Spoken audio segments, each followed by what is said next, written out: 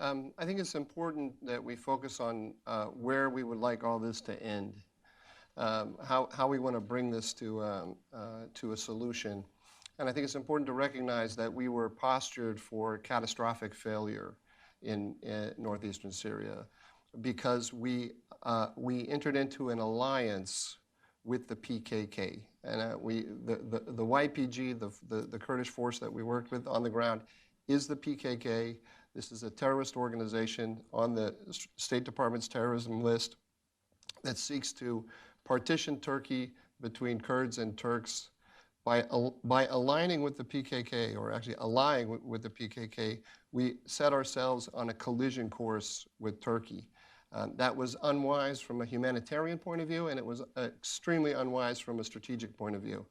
The strategic prize in this situation is the orientation, the international orientation of Turkey.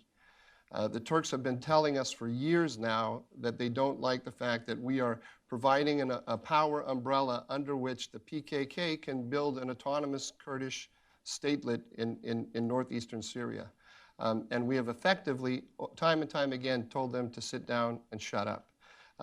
We rebranded the PKK as the SDF. We brought in Arabs and Yazidis and others, as Mary Beth is saying.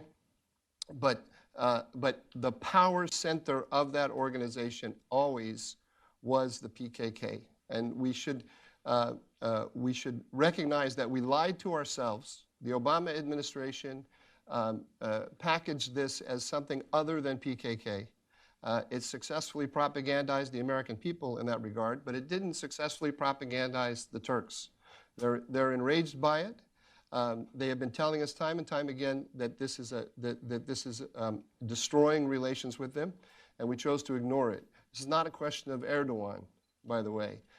The vast majority of Turks support this operation. And that we have to, if we look at the mess that we have there now, we have to recognize that we played a major role in creating that mess. Getting out of it means we need to reestablish good ties with Ankara, productive ties for stabilizing that part of the world. If we don't have productive ties with the Turks, which means largely working on their terms, not on ours, because we had 1,000 troops there, and we are leaving. Everyone knows we're leaving sooner or later. Turkey is going to be there forever, and the Turks know this as well. So we have to work through them largely on their terms. We can have our humanitarian concerns, and we can push them aggressively.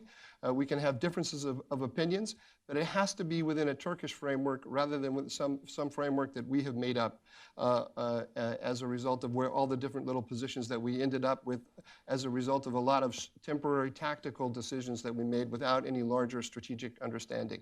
We've started to talk about the Middle East without our policy in the Middle East without reference to states. We have to go back to a traditional understanding of how the world works. States are the main actors, and we need to position ourselves accordingly.